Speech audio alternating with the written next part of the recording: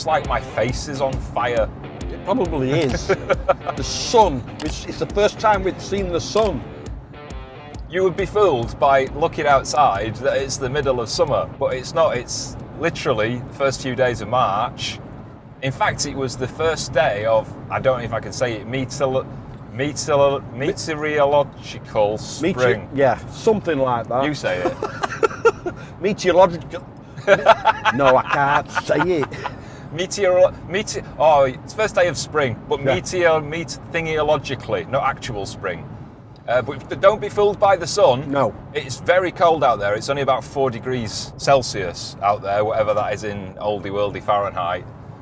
But hello, welcome. It's our first trip out with the TentBox. First trip-ish. Well, yeah, because you see, we haven't quite got everything we need yet. And we did set it up last week at home for the first time, which was actually, it was all right, wasn't it? Yeah, it was good. So what we've decided to do, while we're still getting the bits and pieces that we need to do like a full-on camping trip, is we're just going out for the day, somewhere quite local, so we're not too far from home in case anything goes wrong, and we're going to set it up in a really nice spot and just test it out to see if it works okay. What are you looking forward to the most? Ooh, cooking in the cold. Cooking in the cold. Yeah.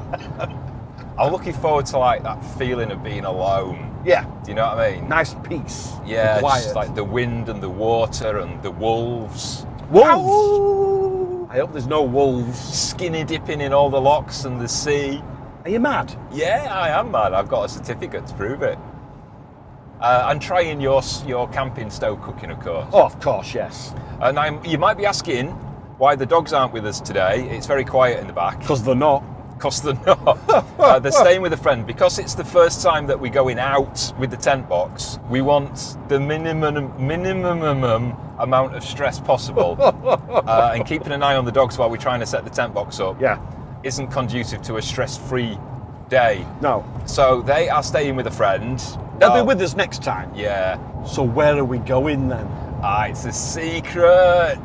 I don't even know. We're not going far from home, but it is a secret. It's if the pitch that I'm hoping we can get is available, which it should be in early March, to be honest, then it's a cracking little spot. I can actually see it from here. All I know is we're heading north. There is one question. Have you brought your swimming trunks with you?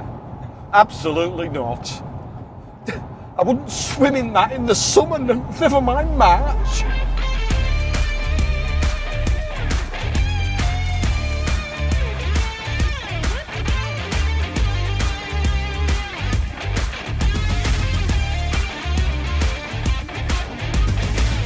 Here we are. Crakaig Beach. This is Crakaig Beach. If you've watched our channel before, you might be familiar with Crakaig Beach. It's got two very interesting characteristics. Yes, it has. The first one is back in World War II, they built some bunkers and radio masts in the sand in the dunes and buried them. And it was part of an early warning system place thing. For the Germans. Up here, well, for us, for the British. Well, to warn us of the Germans. Against the Germans.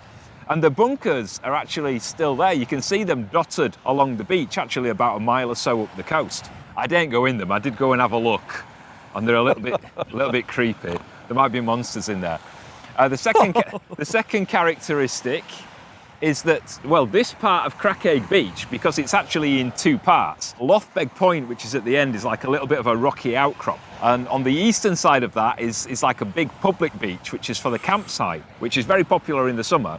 And then the west side, which is this side, is the UK mainland's most northerly official nudist beach. It is. How come I'm shorter than you all of a sudden? You're at the bottom of the hill. What's going on here? I don't like this. So my wish to skinny dip every loch and bit of sea that we visit can start on an official footing. Oh, you're mad. It is a bit chilly. It's about 4 degrees. It's freezing. Now, where we are, we're about halfway between Inverness, which is the most northerly city in the UK, and Wick, which is about 60 miles further north than us. Yes. If you go across that way, about 30 miles, there's Lossiemouth. This is the Moray Firth. And if you go that way, south-ish, about 10 miles, that goes down into the Dornoch Firth. Now this is a lovely spot that I visit quite regularly because it's only about 10 minutes from home. Yeah, he comes here quite often through the summer. And this is a beautiful pitch if you want to get away and not see anybody. It's just enough for one car and one tent, right on the edge of the sand dunes of the little cliff. It's a drop of about 20 feet. Little? And then you've just got this uninterrupted view of the Moray Firth. You have. But we've got a tent to set up. If you fancy watching me wrestle with our TentBox Lite XL in real time, unboxing it, setting it up and figuring out which bit goes where, then check out last week's video. A spoiler alert though, it does eventually turn into a functional tent. See, you've done this before, I haven't. The first time I did this, it took me a couple of hours to set up, so it'll be interesting to see how long it takes us today, especially as I'm showing Sean this time. We'll be experts in no time. Yeah. A year ago, if you'd told me I'd be hanging out of a tent strapped to the roof of a pickup parked on the edge of a cliff, I'd have assumed you'd had one too many drams. But here I am, and it kind of proves that no matter how tough things get sometimes, that blue sky's always up there, just patiently waiting beyond the clouds. Grab hold of it, really tightly roll it up. Keep rolling until you see a hook. Ah, yes. Yep, feed it through the hook and then pull that back and it attaches like that. Easy as that. Easy as that. It's actually more cool when you're out here than in back garden. Yeah. Right, that's the hard bit done. Time for a sit down, I think, some coffee and a cookie.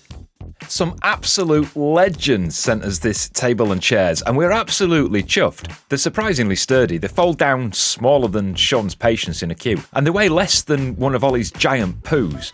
But there was no note, so if it was you, let us know, please. Otherwise, we're going to have to start whispering thank you to strangers and hoping for the best. I can't believe it only took us 10 minutes to set that up this time, rather than a whole day last time when we did it.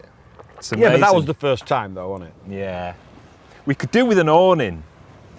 The people that make that roof tent also make an awning that comes right out. Yeah. So I think we could do with that. I think the other thing we could do with is they make this thing for the steps. It turns like the ladder into steps, so the dogs will be able to get up and down it a little bit easier. I don't know whether that's a good thing or not, because they'll be able to get up. I don't think they'll be able to get down. No, I don't think they'll be too enthusiastic to come down. Especially Ollie. Yeah. I'm not sure what other accessories we need. I mean, you've probably been camping or van lifing or wild camping, so let us know in the comments what accessories you think would come in really handy for us. Sorry I'm squinting, the sun is really bright off the sea. It's lovely. So what, I mean, we've got some cookies. We haven't got a camping stove yet. I'm going to eat one. We don't know what sort of camping stove to get. So while Sean's got a mouthful of cookie, I'm going to ask him. What do you think? I mean, what kind of meals do you think we could make on a camping stove? Pretty basic meals. I'd make a good fry up on a morning. Nice fry up would be lovely. Beautiful fry up on a morning. Full Scottish English breakfast. Yes. Looking out on this. Yeah. Fried bacon, sausages, eggs, beans, tomatoes. What about, like when we were on the boat, we had the Mr. D's thermal cooker? Yeah, you could easily use one of them, so long as you prepared it. That's what I mean. Could we not prepare it and then kind of bring the thermal cooker with us and then heat it up? Heat it up, put it back in the thermal cooker and put it away while you set it up. That's what I mean. So you could have like curries and chilies and absolutely, all sorts, couldn't you? That sounds ace. Is there anything you'd like want to try particularly? We could try a local kebab shop. Don't work like that. What do you think? What's a great meal to make on a camping stove then? And we want some recommendations for camping stoves, because we've got this thing that boils water, which we haven't brought with us. But like the stoves, some of them use like the bottles and some of them use the canisters, don't they? Yeah. So I don't know. Let us know what you recommend. I tell you what, it is boiling. It's like, proper nice today. The thermometer's reading 4 degrees, but we sat here in the sun with a massive reflection. Colin's just had to take his thermal underwear off. Not underwear. I did have a thermal t-shirt on, long sleeve t-shirt. But it is boiling, isn't it? It is, it's lovely. Could do with a cool down. So go for a naked swim then. I never said anything about a naked swim. You said skinny dip. Okay, paddling up to the ankles counts as a skinny dip. That's not a skinny dip. It is. When that sea is that temperature. Skinny dip is up to the chin. Fine, I will go for a skinny dip.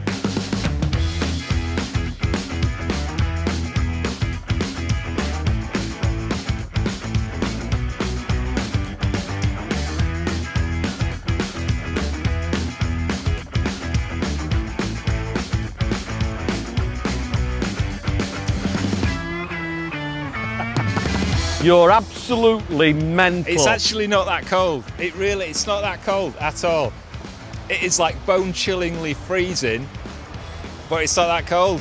It's bone-chillingly freezing, but it's not that cold. Bone-chillingly freezing. They're like chapel hat pegs. It doesn't matter. That's like first one done. Yeah? First place, first beach, first skinny dip. Only 38,000 to go.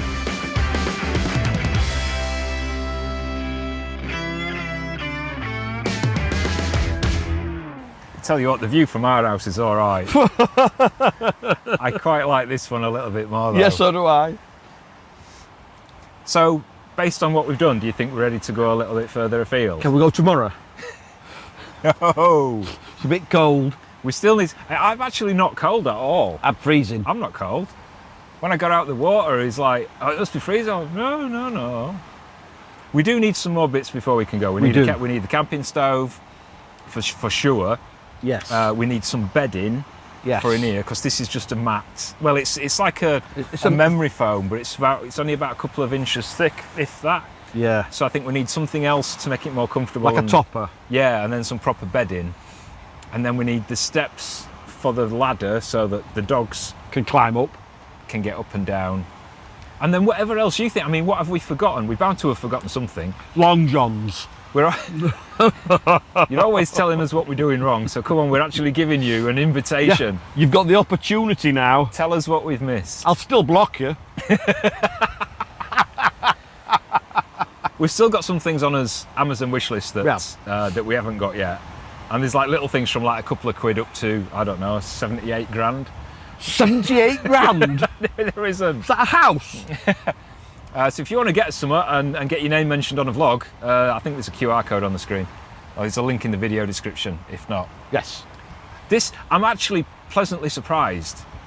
Over the last 2 weeks I've been talking about like, when I put the roof bars on and then when I put the TentBox, how it kind of boosts your confidence.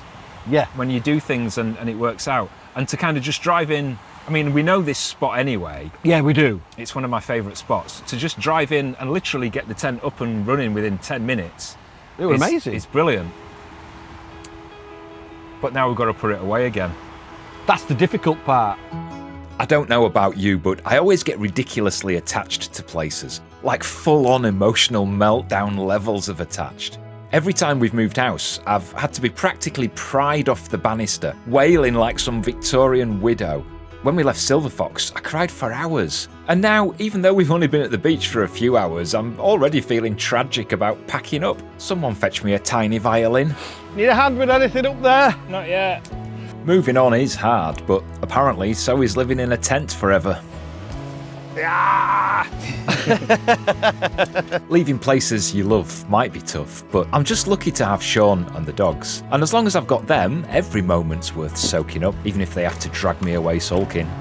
Easy peasy. After 3.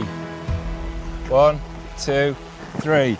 I wish tackling anxiety was as easy as tackling DIY jobs I've never done before. You know, like fitting roof bars and a tent box. It's funny how in just 2 weeks I've gone from clueless to confident with that. But after more than 50 years, I still haven't cracked the whole not worrying about everything thing.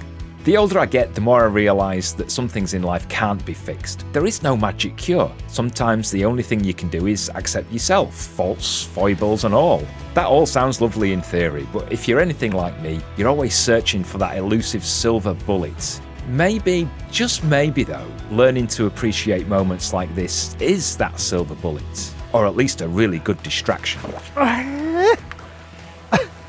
10 minutes and 14 seconds.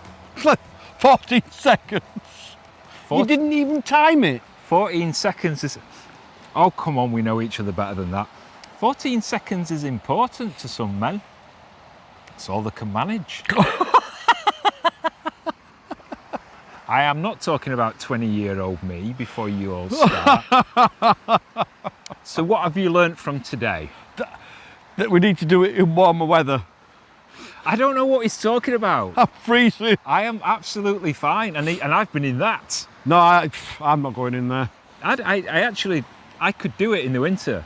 I'm not cold at all. It's the air temperature's about 4 degrees. I think I've said that about 9 times, haven't I? 10 now. The air temperature is about 4 degrees. 9 degrees, I've said it 4 times, haven't I? It's about 4 degrees. It actually, when the sun's out, it doesn't feel that cold. Yeah, the sun's gone in now, it's come cloudy. Yeah, now the sun's gone in, it does feel like 4 degrees. But I think I've learned that it's a lot easier to set up and pack up than when you first. I think when you first start, you're not sure, are you? So you're That's confident. right, yeah. But now that we've done it, well, once at home and once out and about, Once here. and it was easy. Yeah. It really was easy. So yeah, I'm a bit more confident to start going a little bit further. So next time we'll go down to the next pitch. We'll go to Helmsdale.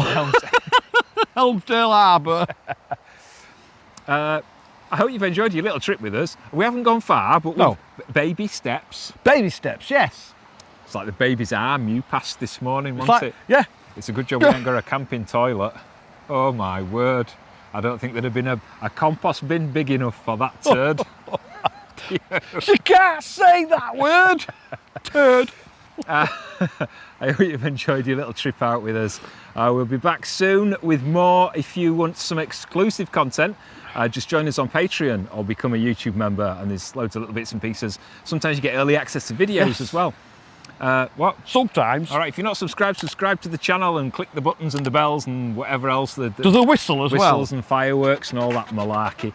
Right, we're off back home now. I'm going home in the warm. See you next time. Take care. Bye-bye. Ta-ra.